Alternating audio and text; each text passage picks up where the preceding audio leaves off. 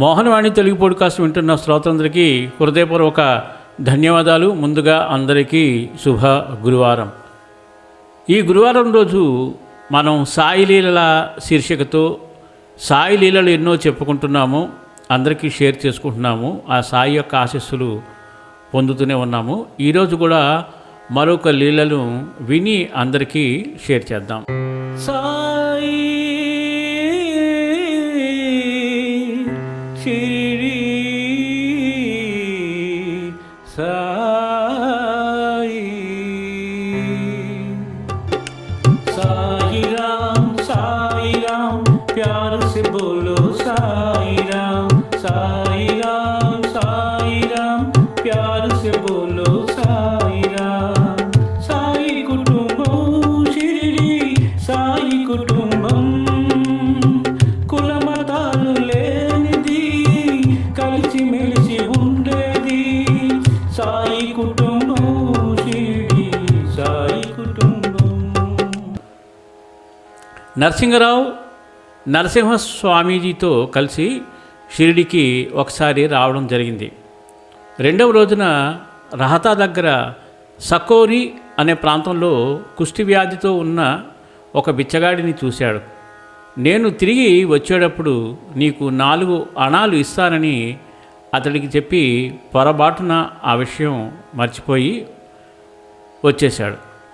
సాధారణంగా కుష్టి వ్యాధిగ్రస్తుల విషయంలో ఎప్పటి నుంచో, అంటే బైబిలు కాలం నాటి నుంచి ఒక రకమైన వివక్షత సమాజం చూపుతూనే ఉంది. అంత దురదృష్టవంతులైన వ్యాధిగ్రస్తులు భూమిపై భారమని వ్యాఖ్యానించేవారు.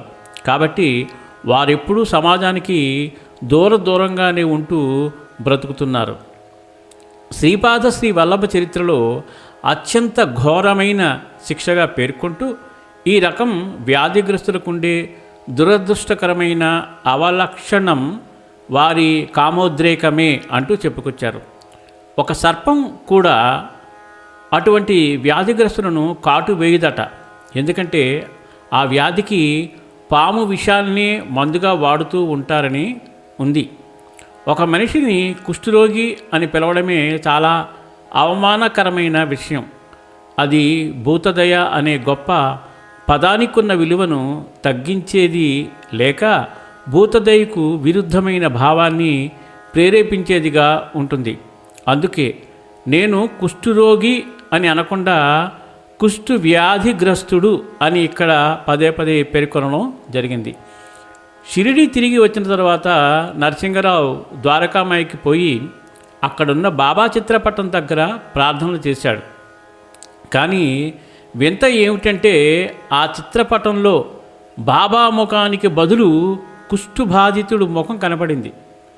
వెంటనే నరసింహ స్వామీజీ దగ్గరికి వెళ్ళి ఈ విషయం చెప్పాడు. 4 అణాలు తీసుకువెళ్ళి బాబా హుండీలు వేయమని చెప్పారు. అతడు అలాగే చేశాడు. దీని తర్వాత సమాధి మందిరానికి వెళ్ళాడు.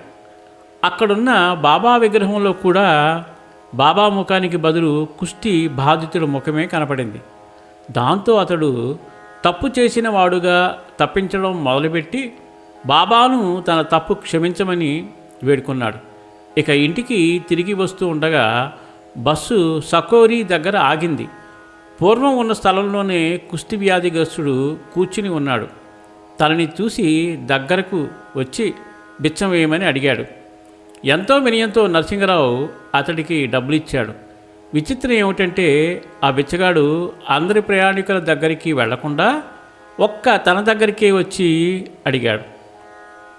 దీనిని బట్టి తెలిసిందేమిటంటే బాబా తన సర్వ వ్యాకత్వాన్ని నరసింహరావుకు ప్రత్యక్షంగా చూపెట్టారు. ఒక సద్గురువు మాత్రమే కర్మఫలాల్ని తొలగించడానికి సమర్థులని అర్థం చేసుకోవాలి. బహుశా నరసింహరావుకు ఈ జన్మలోనో లేక వచ్చే జన్మలోనో అటువంటి వ్యాధి రావాల్సి ఉంది. కానీ బాబా అతడి ప్రారబ్ధాన్ని తనపై వేసుకొని అతడి దగ్గర నుండి భిక్ష తీసుకుని దాన్ని అతడికి రాకుండా రక్షించారు. అందుచేతనే భిక్ష ఇతరులెవరినీ అడగకుండా నరసింహరావును మాత్రమే అడిగి సరిపెట్టారు. ఎంత బాబా భక్తులైనా సరే ఆ బాబా యొక్క లీలలు ఎవ్వరూ కనిపెట్టడం చాలా కష్టం. బాబా ఇలా రకరకాల మారువేషాల్లో వచ్చినప్పటికీ కూడా వచ్చింది బాబాయే అని గ్రహించడం కూడా చాలా కష్టం అవుతుంది. బాబా లీలలు అలా ఉంటాయి. బాబా తనని నమ్మిన వారిని ఎప్పుడూ కూడా అన్ని వేళలా ఆదుకుంటూనే ఉంటారు. ఇక్కడ ఈ కథలో మరొక్కసారి తన భక్తునికి వచ్చిన కష్టాన్ని ముందే గ్రహించి రక్షించడం జరిగింది. ఇటువంటి అద్భుతమైన లీలను అందరికీ వినిపించడం ద్వారా బాబాని అందరూ గుర్తు చేసుకుని, బాబాని ప్రార్థించి, బాబా దర్శనం చేసుకుని బాబా యొక్క కరుణా కటాక్షాలకి పాత్రులు అవుతారు. ఈ కథ అందరికీ షేర్ చేస్తారు కదా, తప్పకుండా షేర్ చేయండి. అలాగే మీ విలువైన కామెంట్ చేయండి. కామెంట్లో ఓం సాయిరామ్ అని కామెంట్ చేయండి. సర్వేజన సుఖినో భవంతు, లోకా సమస్త సుఖినో భవంతు. ధన్యవాదాలు. స్వస్తి. భజరే మానస గురు శరణం దుస్తర భాషాగరతరుణం. భజరే మానస గురు శరణం దుస్తర భాషాగరతరుణం. గురు మహారాజ్ గురు జయ జయ, గురు మహారాజ్ గురు జయ జయ, సాయినాథ సద్గురు జయ జయ, సాయినాథ సద్గురు జయ జయ. సాయి కుటుంబం ఇదే, సద్గురు సాయి కుటుంబం.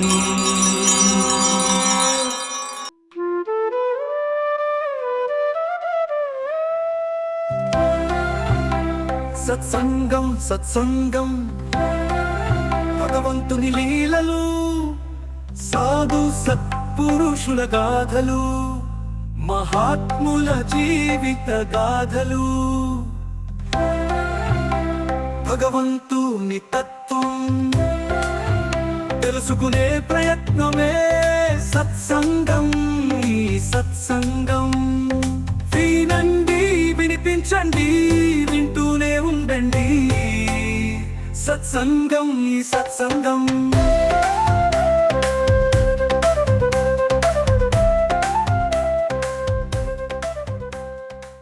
మోహనవాణి కార్యక్రమాల్ని వింటున్నందుకు మీ అందరికీ మరొకసారి హృదయపూర్వక ధన్యవాదాలు తెలియజేసుకుంటూ, మన ఛానల్ని ఎప్పటిలాగా ఎంకరేజ్ చేయండి. ఇప్పటివరకు మన ఛానల్కి ఎవరైనా సబ్స్క్రైబ్ చేసుకోకపోతే ఇప్పుడే ఈ క్షణమే సబ్స్క్రైబ్ చేసుకోండి. ప్రతి కార్యక్రమాన్ని మొదటి నుండి చివరి వరకు వినండి. వినిన తర్వాత తప్పకుండా ఒక కామెంట్ పెట్టండి, లైక్ చేయండి, అలాగే మీకు తెలిసిన వాళ్ళకి షేర్ చేయండి.